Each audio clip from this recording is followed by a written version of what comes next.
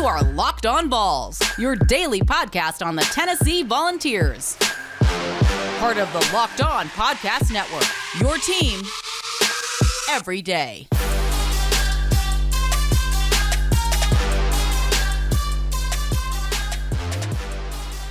Hey, what's up, everybody? Welcome back into Locked On Vols, your Thursday morning show. It is here right now at _Caner and at Locked On Vols. If you're watching on YouTube, you know I got another guest with me here today. Got Logan Ward, formerly your former place of employment was 99.1 The Sports Animal. Now you're out there in the real world. You can follow him on Twitter at LoganWard98. Going to talk a lot of SEC stuff and, of course, a little bit of Tennessee here on today's show. Logan, do you remember how to do this type of stuff?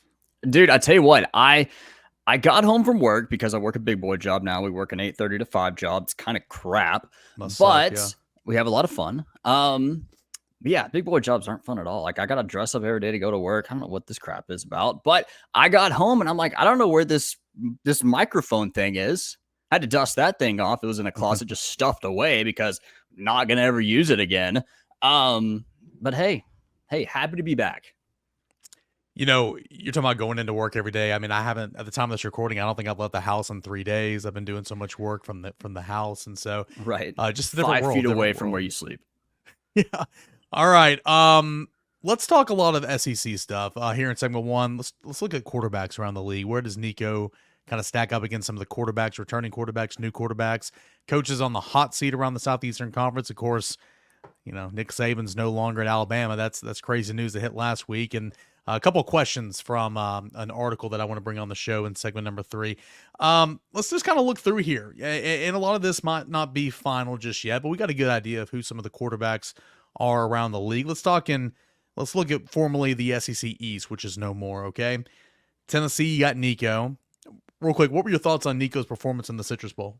You know, I thought he had some freshman moments, but, you know, that's to be expected. He was playing a, top 10 defense in Iowa. I still think that, a top 10 defense from a Big Ten team being Iowa, I think that's a little bit different from what would be a top 10 SEC defense if he was to play them. So I think just athletically wise, it's kind of a different game.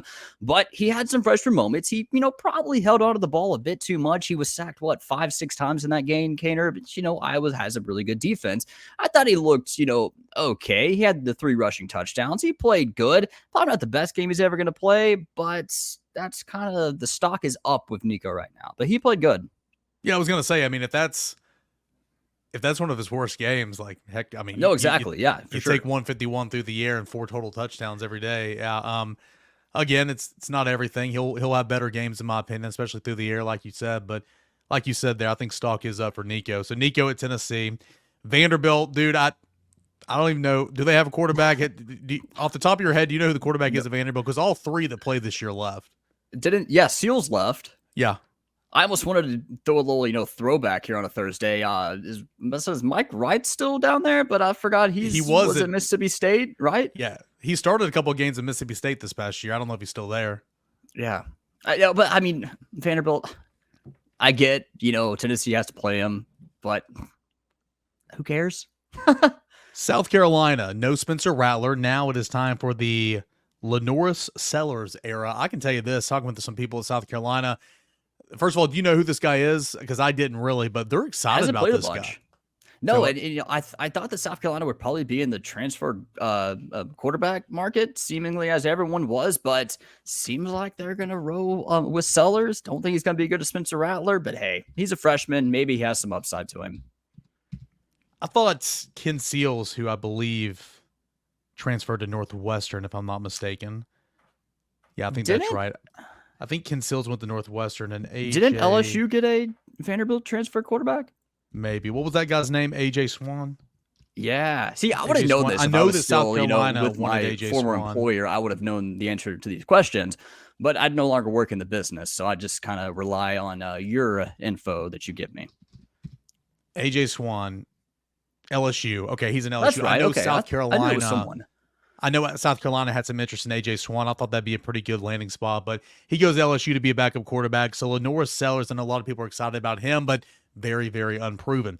Brady Cook had a pretty good year, and with Missouri, bringing back Luther Burden, bringing back a lot of key pieces. Do lose Cody Schrader, but Brady Cook's going to enter 2024 as one of the better quarterbacks in the SEC.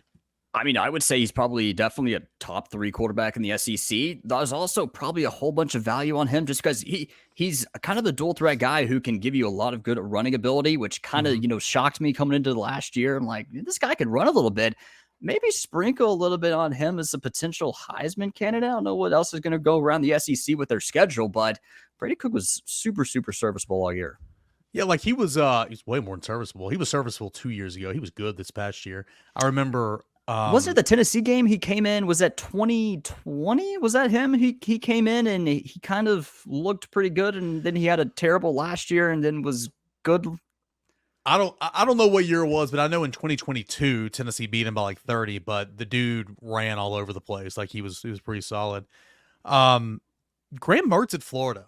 You know me, we're friends. I mean, I trash Graham Mertz right literally every month of the offseason, every time I talked about Florida. So did everyone else. Had his best year, man. Had his best year. He looked competent, and Florida, it's going to be a massive year for Florida for many reasons that we'll talk about as the show goes on, but getting Graham Mertz to come back was a huge win. Yeah, no doubt about it. Now you lose some offensive linemen, guys going elsewhere. You lose the better running back on that roster in Trevor Etienne, who goes up to, north to Athens. Still got some playmakers around him, but yeah, I mean,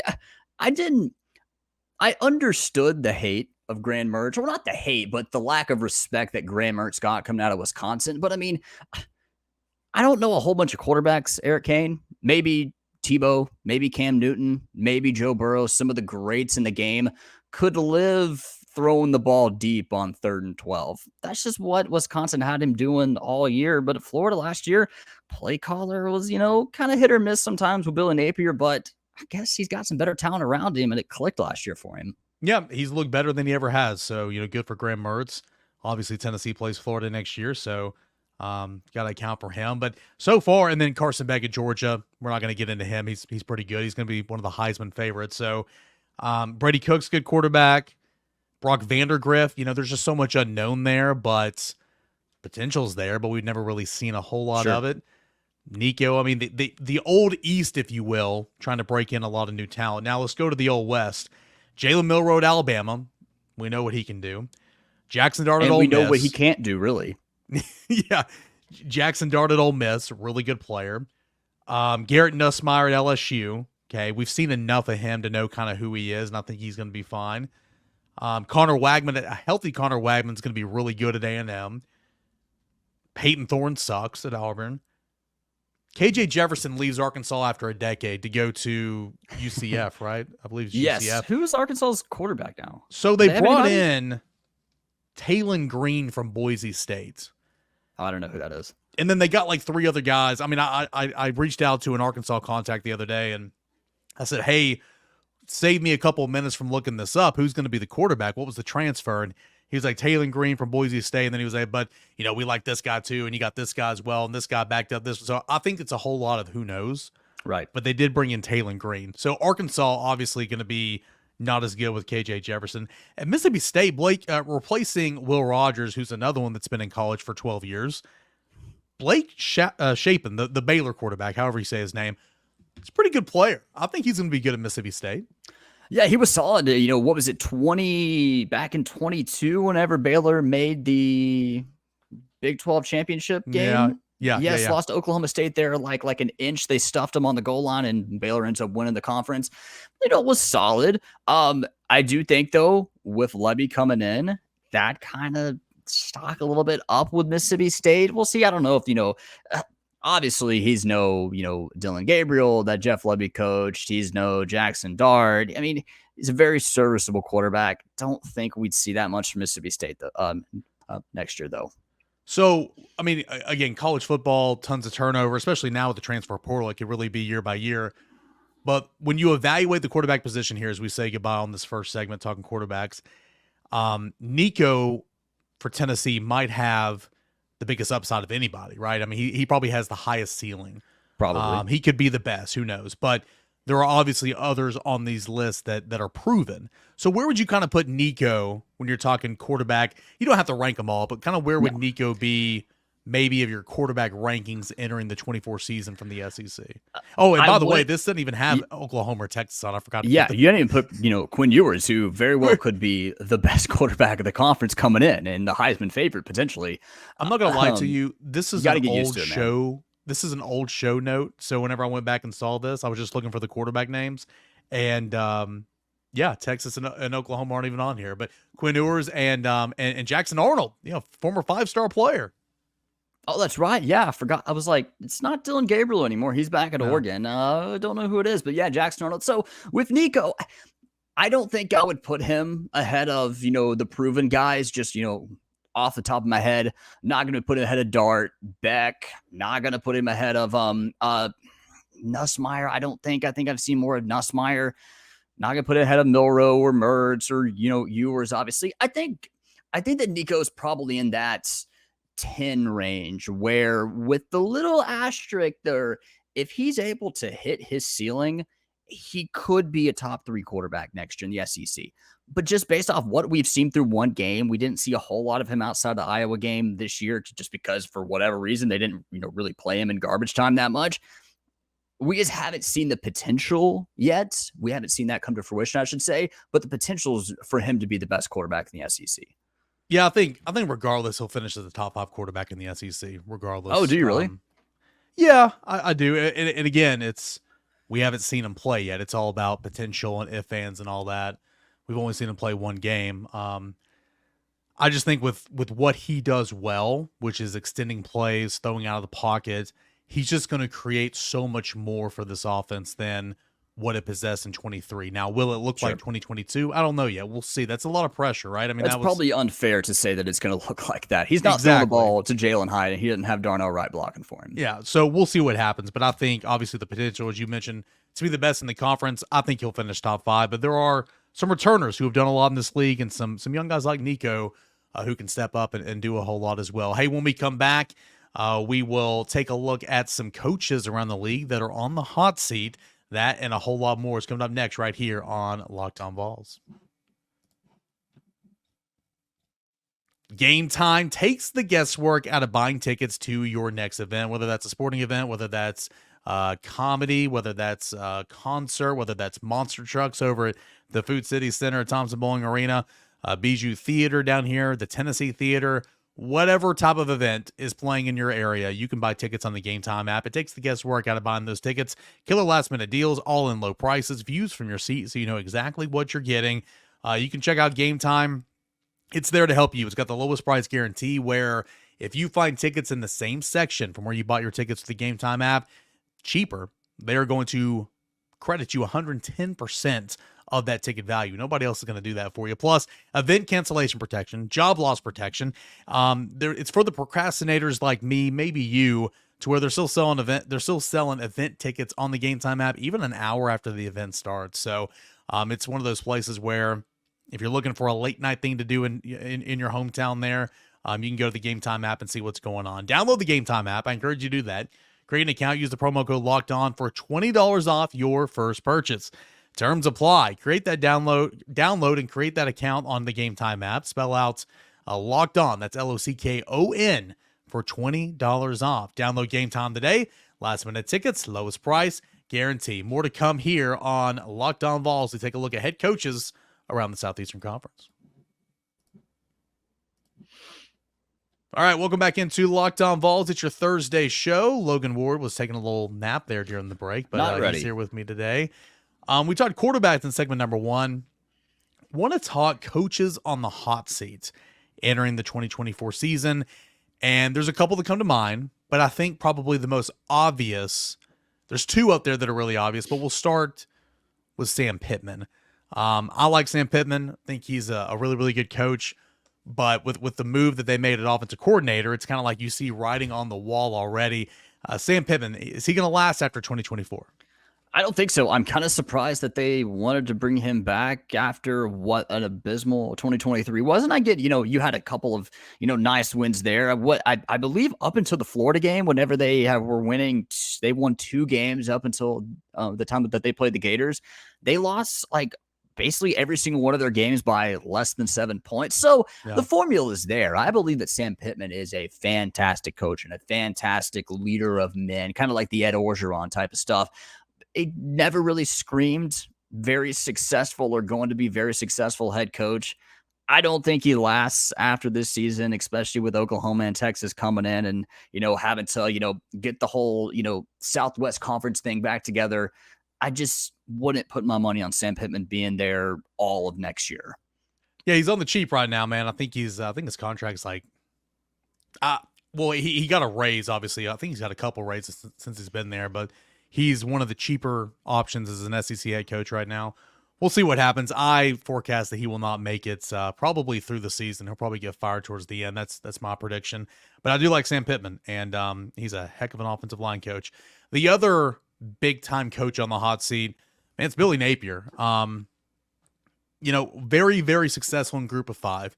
Really, really good offensive line. Has a lot of experience in this league, but down year in 2022, down year in 2023. He lost the recruiting class in 2023, a couple on signing day as well. That last 5-game stretch for Florida, Logan, is brutal, and that doesn't even include teams like Tennessee on that schedule. I am not predicting Billy Napier to make it. I just think it's way too tough, too steep of a hill to climb. What are your thoughts on Florida's coach? I mean, 11-14, 2 years in with the talent that Dan Mullen didn't leave the program probably in the best shape of any, person has left Florida in. He didn't inherit a great situation on, either line of scrimmage, still trying to get that figured out. But 11-14, no matter what the circumstances you inherited in Gainesville, that's not going to cut it. I mean, their fan base is just ready to, ship him all the way back to Lafayette, Louisiana. The recruiting has been the one thing that head coach, Billy Napier, and that coaching staff has hung their hat on. You finish outside of the top 10 or, fringe top 10 back in 2022. And, I get the Jaden Rashada stuff. That was, everyone was learning NIL and, transfer stuff at that point. So kind of got a little bit unlucky there.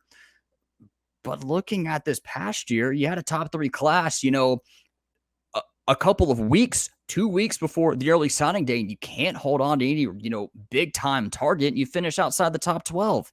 Dude's got to win. He's got to make some hay earlier next year too.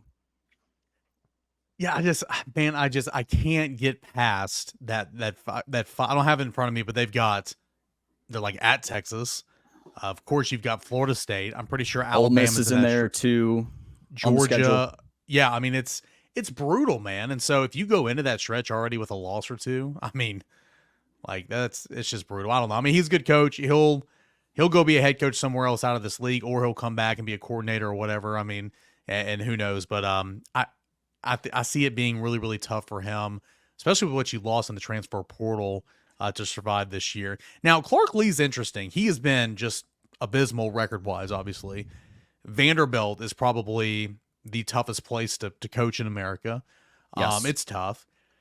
They did get a very big backing from the collective here last couple of weeks that have said, hey, we're going to be all in on NIL, and we're going to give you the resources to go out there and compete. We'll see what happens. But it seems like he's finally getting some money to help him. They are pouring in some money to the stadium and all that. So you don't need a guy that's going to go win SEC championship. That's not going to happen to Vanderbilt, but you can't go 2-10. You can't go 0 for an SEC play. Does Clark Lee pick up a couple wins in SEC play, and does he survive to the 25 season? I mean, probably not. And every time I, hear Clark Lee brought up, I think of two things, all right?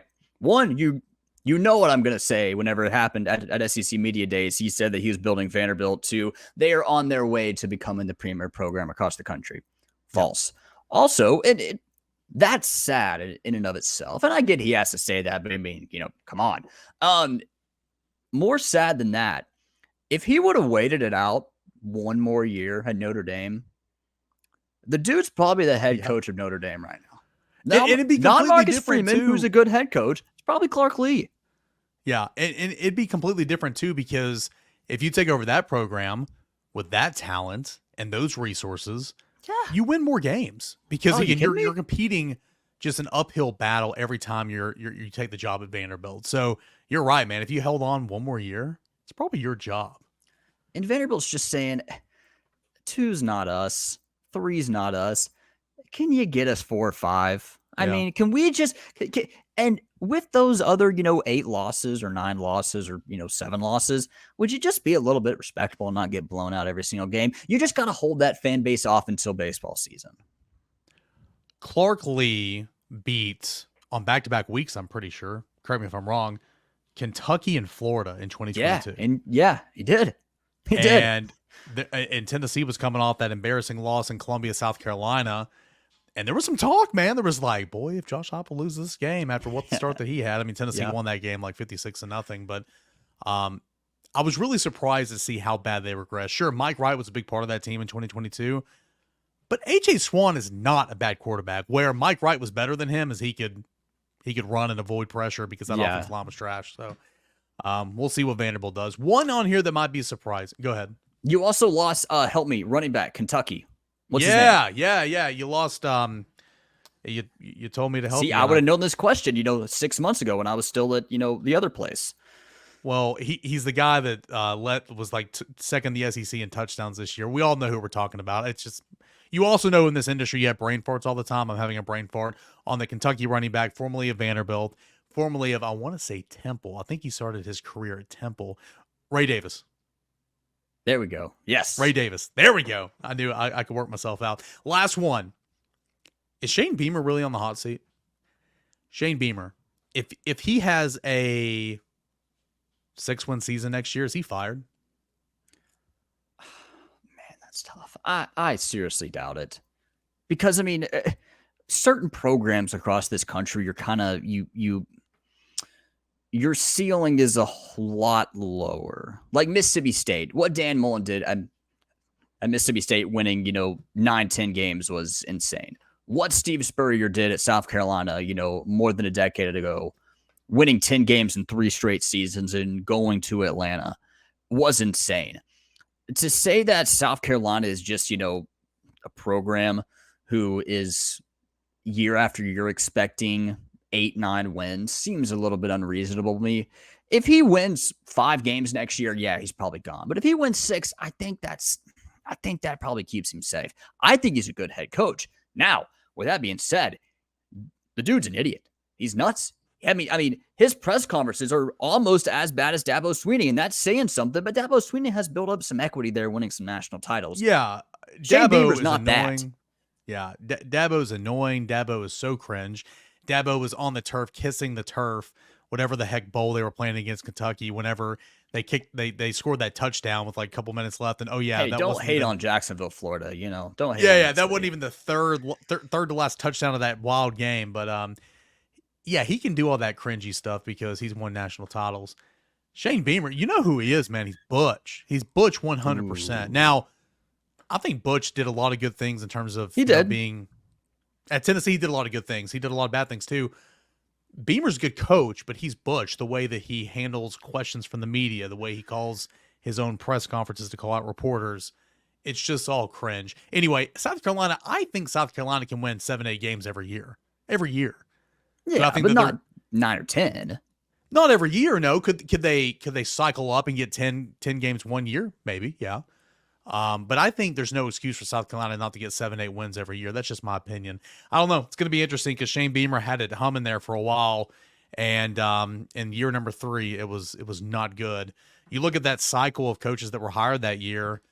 Shane Beamer down year this year. Heupel continues to go up. I mean, sure, he had compared to 2022, he had two losses, less, or 2 more losses. Sorry, I got to spit it out. 2 more losses, but I wouldn't consider Tennessee crumbling by any stretch of the imagination. No. Billy Napier was hired the year after Josh Heupel, and he's already kind of going downhill. So, no, he won't. Were they hired in the same cycle? No, they were hired. No, because Mullen and Heupel faced off against each other. Yep, that one year in 2021. Yep. Anyway, those are the 4. Am I missing anybody else? I think that's really the only 4 that should be on the hot seat right now. Beamer, Lee, Pitman, and Napier. Do you want to talk about Venables out there in Norman? Maybe? I don't think so.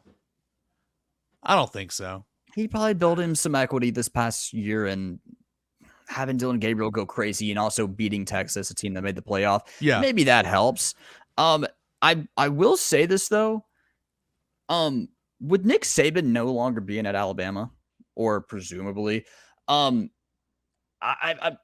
curious to see if the expectation level of these ADs and these boosters kind of come down a little bit, because Nick Saban, he wins every single year. He shouldn't win every single year just because he broke the SEC, but he did.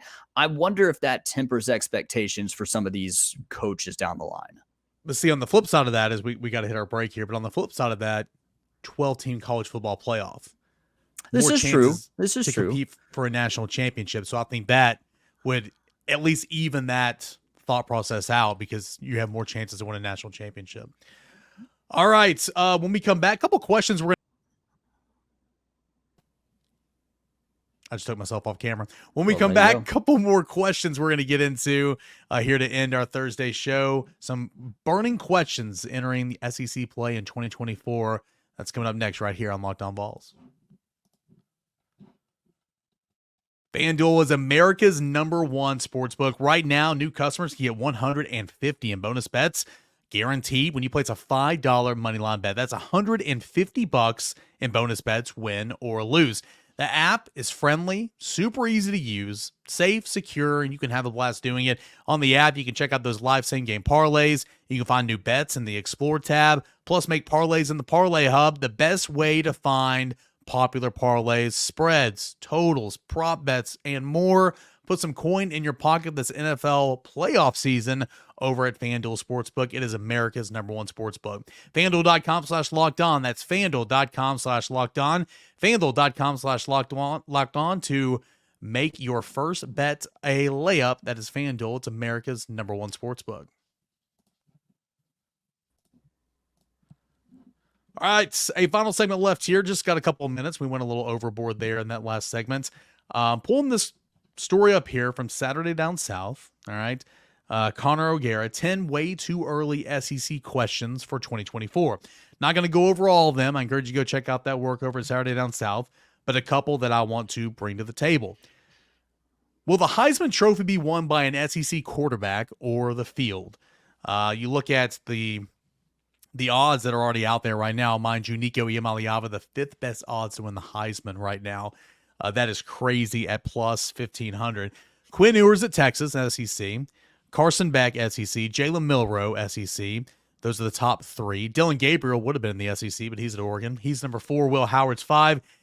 Nico's at 6, Nico's at 6. Jackson Arnold is at 7, SEC. Connor Wagman is at 8, SEC. Garrett Nussmeier is at 9th, SEC. And Jackson Dart is at 14th from the SEC. Others to consider: if J.J. McCarthy comes back, he'd be in this conversation. It's not going to be that guy. I mean, there's not a whole lot else out there, to be completely honest with you. It's really not. I would take an SEC quarterback to win the Heisman this year easily over the field, wouldn't you? Would you really? I would. The field, I think, there's a possibility of another quarterback just, breaking out. True, maybe, but whoever has USC. No, sure. Whoever USC likes to throw in there at quarterback, maybe. I don't think it's going to be Noah Fafita over at Arizona. Yeah, I don't either. Don't think it's going to be J.J. McCarthy by no stretch of the imagination. I don't know if that guy's good or not. I still don't. He won a national title. I still don't know if the guy's good or not. I'm the same way. I don't think he's very good, but he's got a first-round grade right now. Like, which why is is nuts. the dude even entertaining coming back? You need to go. Yeah, I don't know. And by the time this recording comes out, he probably have already declared. Yeah, this is true. Remember, I'm out of the country right now. I will take the field, and I'm going to do you one better. I'm going to name the Heisman Trophy winner for 2024 now. Okay. Dillon Gabriel is going to win the Heisman Trophy. That's fair. That if you're taking the field, that's a good one to start with, obviously. Now, I think that there may be something changed there if, we see a particular coach up there in Eugene potentially head south to Tuscaloosa. Maybe that's something, but just knowing what we know right now, I'll take Dillon Gabriel. And again, recording this last week out of the country right now, Alabama might already have its next head coach right now. And so, again, breaking news, we'll get to it next week when I get back in the country. I will take one of Ewers, Beck, Milroe. I'll take one. Dart. I'll take one of those. Dart's four. the guy. Yeah, I'll take one of those 4. Yeah, I think that's probably fair. Ewers is up there. Beck, he's going to put up a whole bunch of stats with all those horses. He has the ball. But Jackson Dart's probably that, 3rd or 4th one to me. Will Trevor Etienne become the next great Georgia back after crossing enemy lines? I mean, the answer is yes, right? Georgia just churns out great NFL running backs. Etienne, you've already said he was the better back on the roster for Florida. Really good player. Going to be running behind a better offensive line. I don't know if he'll have the biggest effect like what's-his-face going from Georgia Tech to Alabama, but Etienne's going to ball in Georgia. So, I feel like, yes, Etienne's going to be one of those next Georgia running backs that gets drafted and you see playing on Sundays for the next couple of years. I mean, yeah, Trevor Etienne, he is a stud. He is like his brother. He is a stud. Has some things to improve on as well. I challenge people to go, watch him, protect, a passer. It's not particularly great. But I mean, he's just that next running back at Georgia. And I think we're starting to see, hey, running backs are replaceable. He's just the next guy in Athens that's going to rush for over 1,000 yards. He's going to be a stud next year. Last one I want to bring to the table. Again, 10 questions ahead of the 2024 season. Some early offseason questions over to Saturday Down South. Go read the entire article. But I want to ask you this one. I think it's really interesting. Will DJ Lagow get a chance to be the guy in a pivotal year for Billy Napier? And I think this is really good phrasing on the question. Billy Napier is coaching for his life. Yes, Graham Mertz had the best year he's ever had in the SEC last year. You're confident in Graham Mertz. You lose a couple of games, though, which Florida's going to. Napier is coaching for his life. Do you turn it over to Florida's version of the chosen one and say, hey, I did everything I could to save my job. I did everything I could to turn this thing around. Maybe it's not me. It's just my players I got to recruit. How would you answer that? I think that DJ Lagow was the guy Billy Napier brought in to save his job. Graham Mertz is going to be the starting quarterback in Gainesville game 1 against Miami. It's just a fact. If it comes to the point where Graham Mertz is playing okay, but Florida's not winning, if I'm Billy Napier, I have to let the franchise quarterback play who I brought in to save my job. So I don't know if he's going to be, quote unquote, the guy going into October. I would say around late October, early November, if Florida's struggling and Graham Mertz is just, kind of what he was this past year, which, wasn't great, put up some great stats, didn't throw a whole bunch of interceptions at all. But at what point, if you're sitting there and you're Florida and you're, 4-5 going into November, you probably roll the franchise quarterback out there and see if you have gold. I kind of equate this to Tennessee this year, but I mean, Tennessee, Heupel, number 1, was not coaching for his job. Number 2, Tennessee never had a losing record. Tennessee was not ever severely struggling on the season. But Joe Milton, at points in times, it was just okay. Some limitations there, and you got this 5-star, number 1 overall player in the country just sitting there. But again, the difference is Tennessee was never desperate ever. Billy Napier will be desperate. So I think I'm with you. I think that is something we see in 2024 is Napier is coaching for his job. Going to be interesting, man. It's going to be a wild offseason already of some fireworks, transfer portal-wise, coaching-wise, with Nick Saban's news last week. I can't get over that, man. I know. It's wild. This is normally when we say goodbye, tell us where we can follow your work, but nobody cares about your work anymore. This is true. Isn't it great? I can say whatever I want. I don't care anymore. What do you bring to the table on Twitter these days? Do what? What do you bring to the table on Twitter these days? Oh, nothing. Literally nothing at all. Dude, I work an 8:30 to 5. I don't have time to be on X or Twitter these days. I don't have time. That's fair. I might tweet his Twitter handle handle once in a while. His X handle is Logan Ward 98. If you do want to give him a follow, he will be drunkenly tweeting about college football. Yes, that's right. Throughout the offseason and on Saturdays next football season, that's for sure. Logan, appreciate it, man. Thanks so much. Yeah, dude. Hey, anytime. Hey, don't miss the business, but miss hanging out with you doing this. So it was a lot of fun. I wish I could say the same thing about you. Just kidding. Just kidding. Appreciate Logan for stepping in here today and doing our Thursday show.